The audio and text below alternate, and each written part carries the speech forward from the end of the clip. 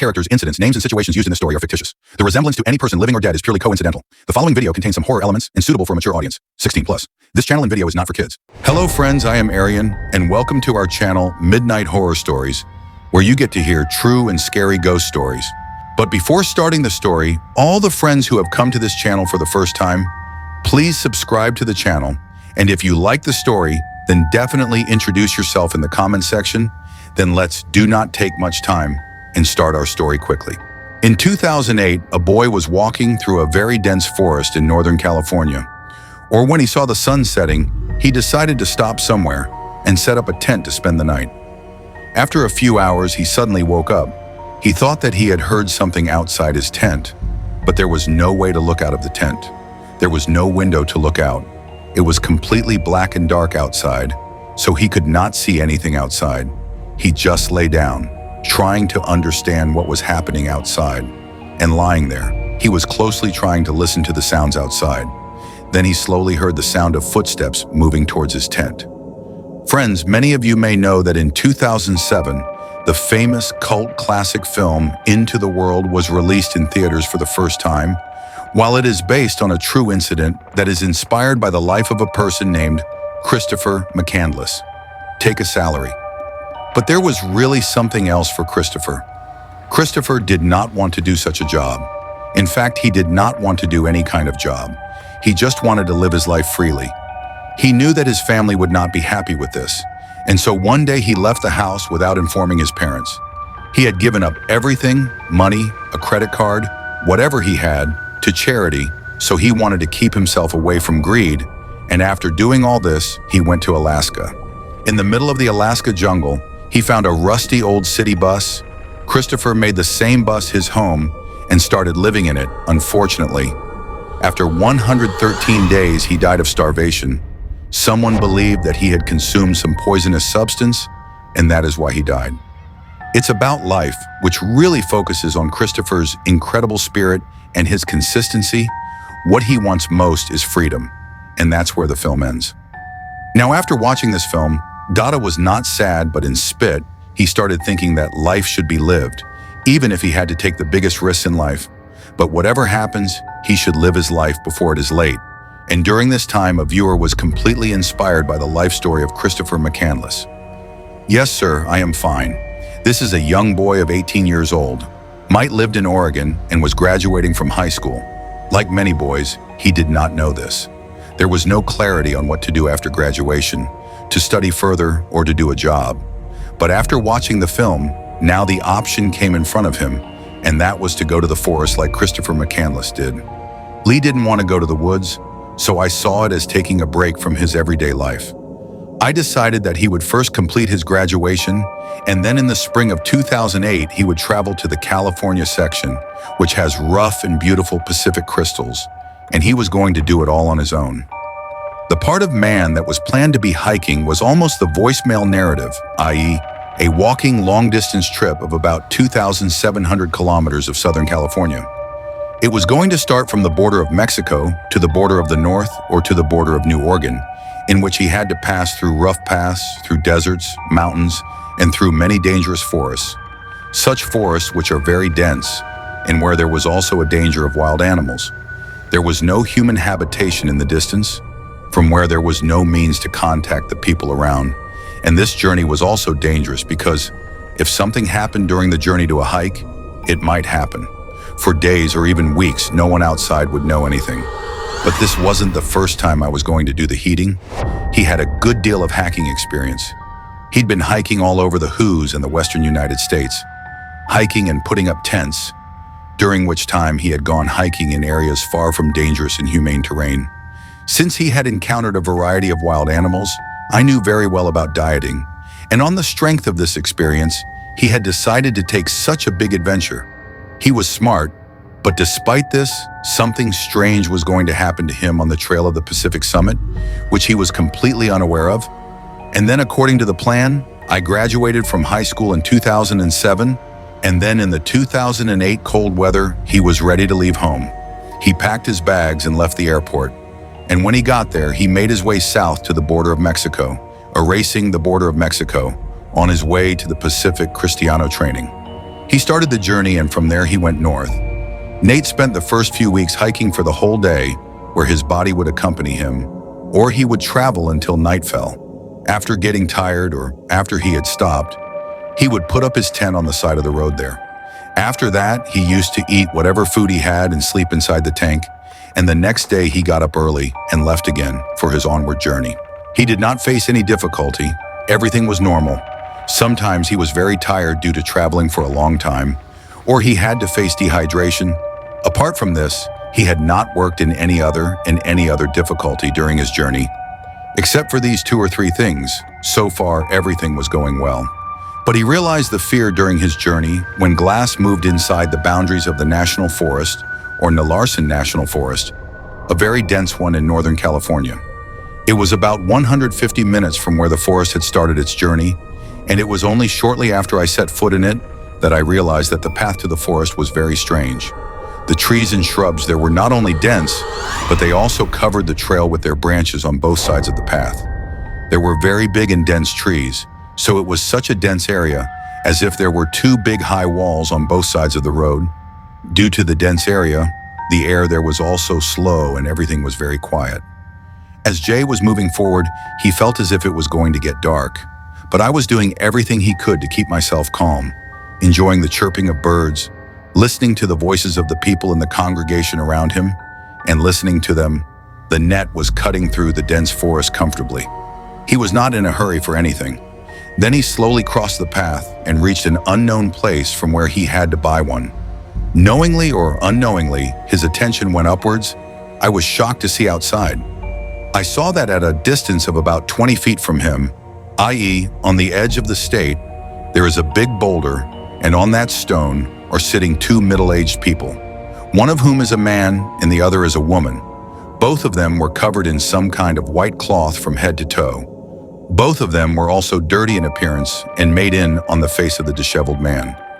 This was the beard, and I don't know how long they were staring at both of them with horrible eyes.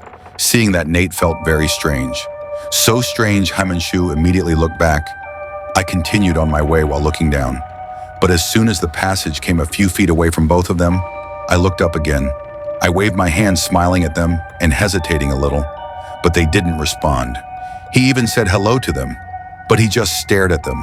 There was no expression on his face. He was laughing and not blinking his eyes, looking at them. Himanshu walked behind them.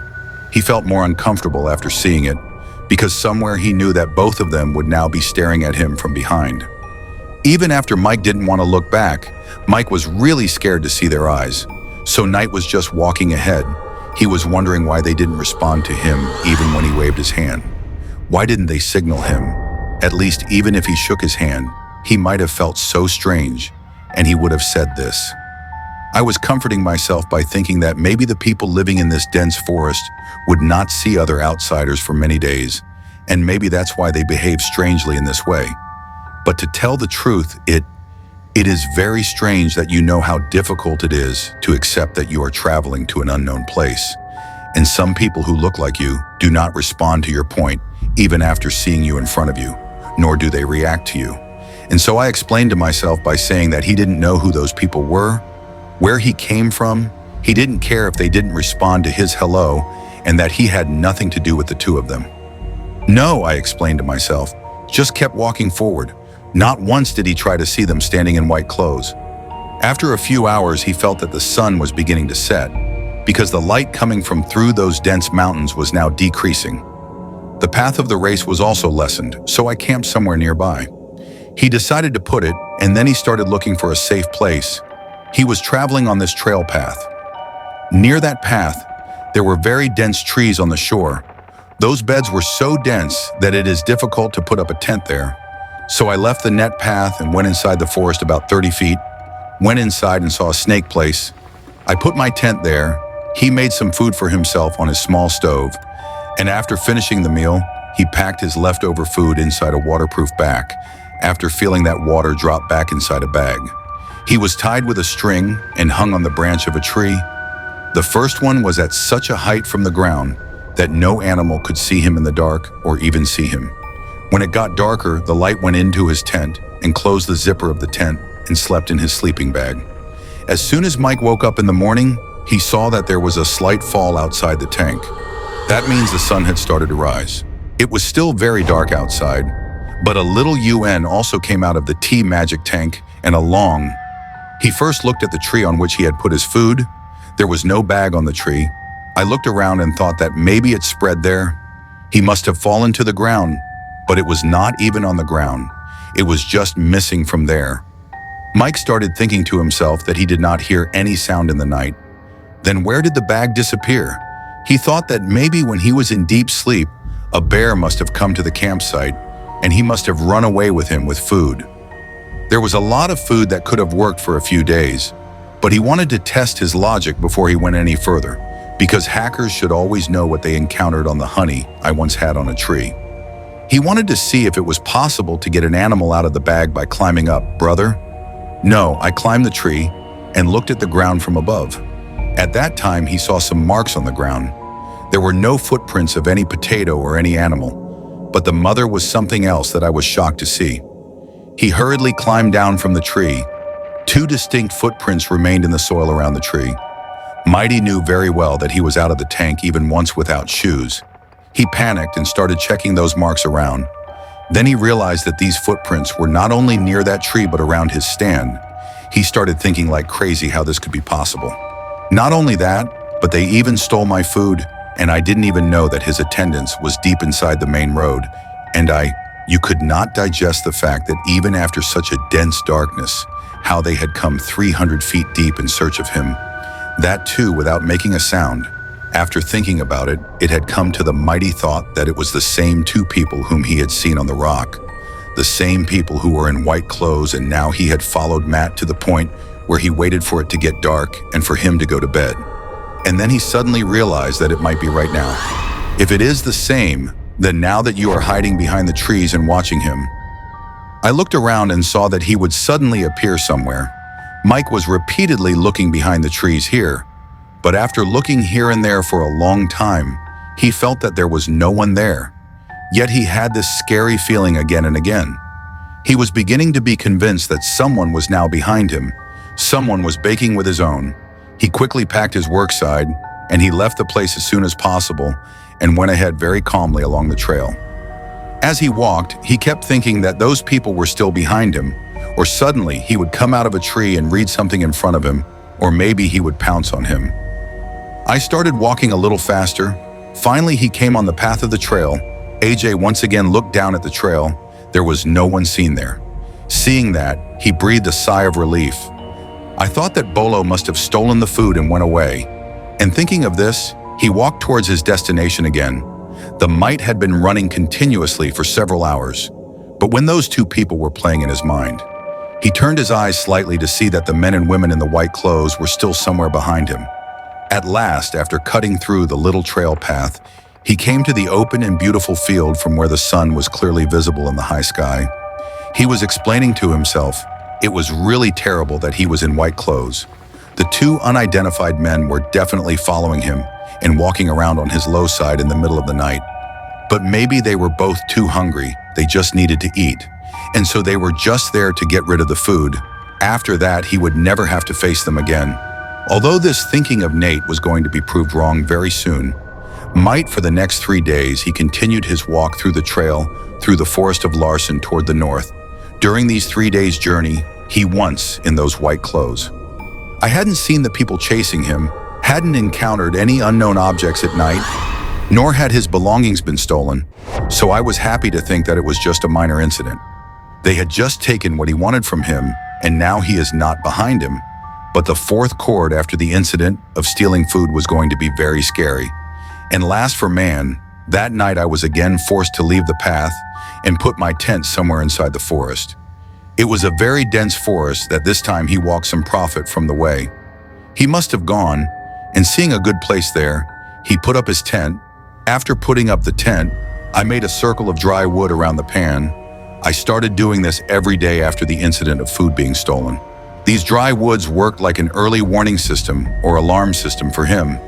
That is, if any big animal or any human being stepped on the deep of those woods, then there would be a sound of breaking of those woods, and the mic would be lost to the enemy. He went inside his pen and fell asleep. After a few hours, Mad suddenly woke up that when he opened his eyes, he saw that there was only darkness everywhere. He could not see anything. His tan had no window through which he could look out, so he could not see anything, even with his eyes open. He was just lying with his eyes open. But in that dense darkness, the match was trying to listen carefully to a sound. In fact, he himself did not know why he had woken up. It was not that he was startled by nothing, but he was just lying down, waiting for something. He did not understand what had disturbed his sleep, whether he had felt anything in his sleep or whether he had his illusion, his ears very carefully. Trying to listen to the voices coming from all around him, the mechanic calmly closed both his eyes. Then he heard the sound of wood breaking from somewhere nearby, as if someone had stepped on the wood scattered around his patent. His heart was alerted to hear the sound. His heart started beating loudly because he could feel that an animal, or then there is a person just a few feet away from him, so he just lay quiet without making any sound. I very calmly took one of my hands out of my sleeping bag and hid it nearby. He grabbed the hunting students tightly, grabbed the handles of the four, and brought them gently to his chest so that if someone attacked him from above, he could hit him directly. Then he heard the sound of footsteps, one after the other, and far more. Whoever was outside, he was walking at such a speed, that is, whoever was outside. They didn't care about the sound of the wood breaking. They were afraid of something. I knew by listening to the sound that whoever was outside was coming straight towards his tent. There was a lot going on in his mind at that time, but he did not have the strength to make decisions. His hands and feet started trembling as he lay down. He was preparing himself to face the danger by explaining himself. He was thinking that if someone came too close to his tank unnecessarily, then he would have to kill him. He doesn't have a friend, because if there was a good person outside, he would definitely make a sound. But the thought of that person standing outside or whatever was there, my mouth was just trembling. I just wanted to listen carefully to the sound of those footsteps. He was trying. He could hear. The sound of karma was getting closer and closer to the tank. And then suddenly the sound stopped suddenly. He knew that those feet were standing right next to his head. He was so close. Because it was dark, I could not see you, but he was able to listen carefully into God. Suddenly a whispering sound was heard, but still the hero did not dare to get up from his place. That the sound of whispering was not only coming from near his house, but from all sides in the forest. She was coming from different directions, and so I didn't know what to do in that situation. She had stopped thinking that she was listening to that whispering voice coming from the BSP, which was slowly increasing, and I could feel all the people standing somewhere around her stand. And suddenly they started circling his tank. Now I could hear the sound of footsteps walking in a deep way around the tank. Mike was in very much form, very scared. His hands and feet were all hot. He was trembling with some things.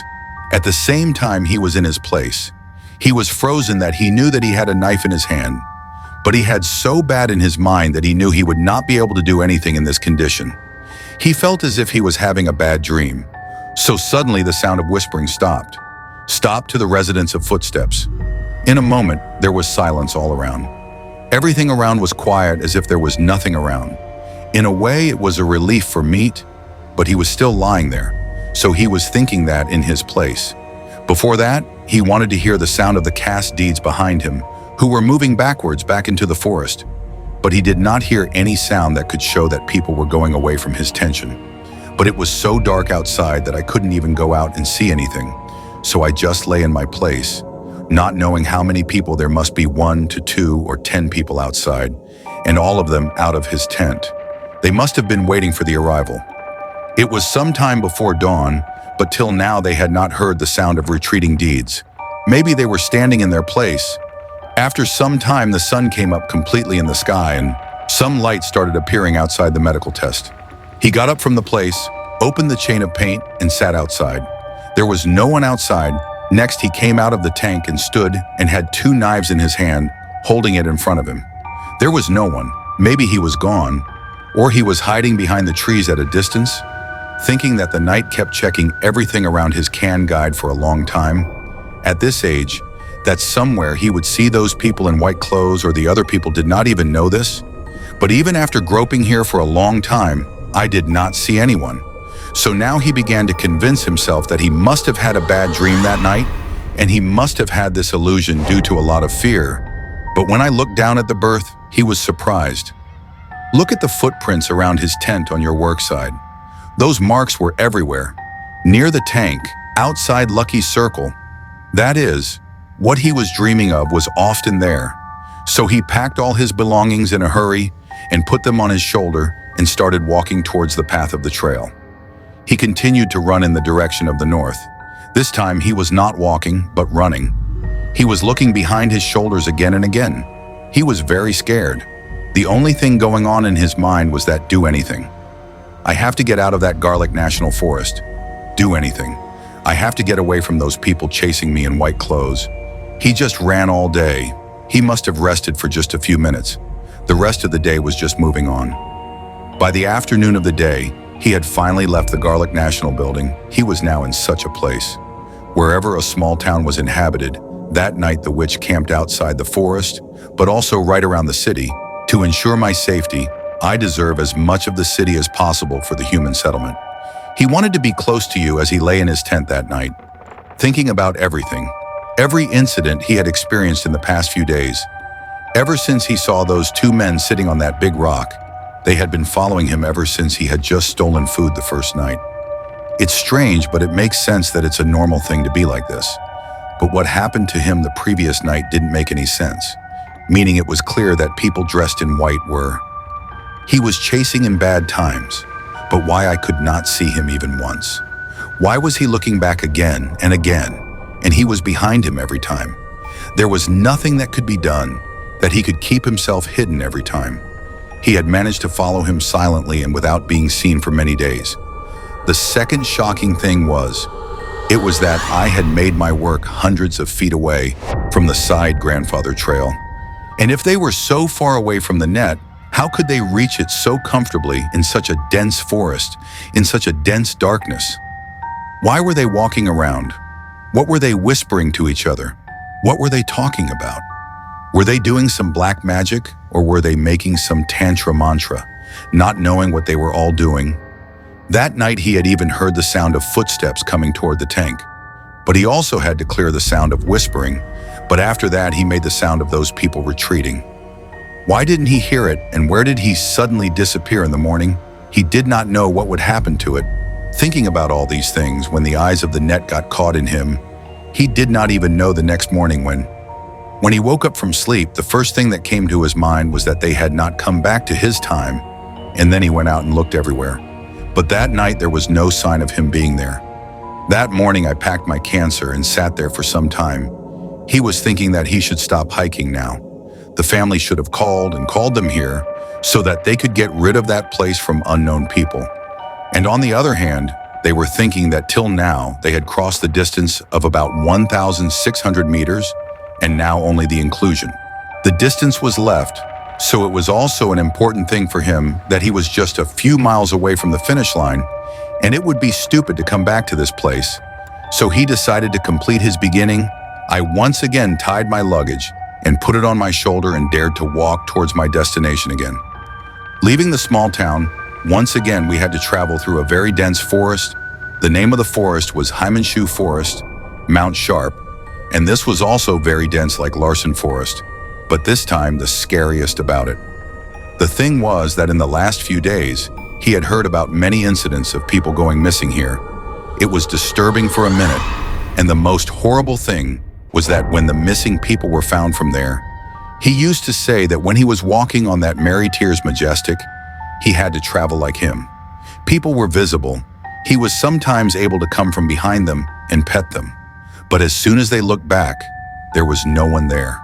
Even after looking for them, there was no one there. It was like a ghost. Sharp, and the thing to worry about is that the number of missing people there was increasing day by day. Man Shasta is a name that sounds strange and scary. Despite knowing all this, Netta Mount starts his journey from the forest of the road. He went inside. He had found that there were the same dirty and rocky paths there. There were dense, tall trees from where very little light came in. Shortly after going inside the forest, the light started to feel that if anyone was behind him, then he looked in both directions again and again. but he was relieved that his destination was not far away, so he just had to keep walking and he would soon reach his destination. And for the first 3 days while traveling in it, Madam kept walking with her head down, so he always thought that he had to move as much as he could throughout the day. Seeing the place he used to set up his camp there, he thought that he had no quarrel with those white-clad people or anyone else, and perhaps that is why they had left him alone. It was his 4th day, and on that 4th day, I found myself out of the dense forest area on the open path that was passing through the edge of a mountain. The trail was going very high and up to the top. There were fewer trees and shrubs around, and now he could see the path clearly stretching far and wide. He was very happy that he was in a very open field, and he was starting to feel more secure and on the way to Bloody for the day. He just kept on walking, enjoying it. Everything around was very beautiful. Everything was going well so far. Then after coming to a place like a high peak, he did not know what happened in his mind, and he looked back. Seeing him strengthened, who were following him, making their way to him, the people in white clothes were close to him again, that the Madap was just a few 50 miles away from Manju at that time. Well, the people he saw sitting on that big stone were really behind him now. They had chased the match from the beginning, and of course they were also responsible for the events that took place. They knew why they were chasing him in this way, and what they used to do when they came to his tank at night. He didn't know at all what he wanted, but he didn't care at all now, so how much of a gap he had to cross. He just wanted to get away from those 2 people somehow. He took out and looked at his location on the map, seeing his support drunk. He felt afraid because that spot was one of the most isolated parts of his entire city. So far away from human habitations, the city, which was at least a distance from that place, walked to California, which was 25 minutes away from there, and to reach there in such a short time. Impossible. I put my target in my pocket, and one eye he turned around and glanced at the 2 white-clad men who felt them constantly moving towards him. Then I saw my downstairs and just started running. I ran for hours without stopping. He had gone far away from him. Whenever he looked back, he did not see them anywhere in the distance. Yet he just kept running. He was just afraid that he had not gone far from him, and he was in the night. It was dark and Mike was still running. He could not see the ground and could not see this mask with great difficulty. But at one point it came that I was very tired. He was not even able to walk properly. Finally got bored, so from there he turned to one side and left the path of the trail and went far into the forest hundreds of feet deep. He wanted to go as far away as he could from the path so that he could find the people in the white clothes. The place was quite far away from the road, and it was also in a little depth, which was difficult to see from the road. I put up my tent there, after which he very carefully went to his campsite. He made a protective shield of wood all around. He wanted to ensure his safety. He kept the symptoms so close that he could make a sound on his feet for a long time, and any small animal or any human could easily cross him. Dip and put your luggage inside properly so that if you have to run away, if you feel in danger, you can easily run away with the luggage even after everything is inside your sleeping bag. Late, where was he going to sleep now? After seeing those 2 people traveling in white clothes, he had died of sleep. He was very scared inside because he knew that in the last few days those 2 people had found him, even in that dense darkness, without any support. This made him more nervous. I was comforting myself by thinking that he was far away from us, and now he was not even on the trail path, so it would not be so easy to find him. The condition had become very bad. He was in dire need of rest, along with death. Everything was slowly sent out. Everything was calmed down, except for the sound of the small animal. Everything was normal around. His mind was very tired and he slowly started going to sleep. The eyes were so out that it was difficult for him to keep them open. He was leaving, and then in a short time his eye was touched. But the next moment he heard the sound of a wood breaking. He opened both his eyes with a burst which sold him. He had set his foot on the woods, opening his eyes. The night was trying to sense the danger around him. Here he heard the same kind of whispering sound as he had heard that night. That voice was heard from all around the prince. I was trembling so tired that I could not even think what to do next. At that moment he saw that his tent was immediately lit up by the light coming from outside. Someone had put a bright light of torch on the tent from all sides. If there was someone outside, then in that late night, even in that dense darkness, from the way. Carr had come to the medical camp on his tour. He had found it easily again. I was drenched in sweat. He was wiping the sweat with one hand, and with the other he was holding all four tightly and was calmly trying to listen to the movement around. And for a few moments I turned off all the lights. Everything was again plunged into darkness. Everything went quiet all of a sudden. Now there were only two things going on in Matt's mind. Either he should fight with them or run away from there. And then, I don't know what came to Kumar's mind. I fast without thinking about anything. He tore the sleeping bag and read it outside the stand and came out. He had a knife in his hand. He was waving it in the air. While reading this, he started shouting loudly in anger, trying to scare the people standing there to go away from him. He kept screaming for a long time. Finally, he got tired and breathed fast, standing up completely calm. But then he heard the sound of wood breaking from behind. He turned his head back to see who he was, and he could not see anything but darkness.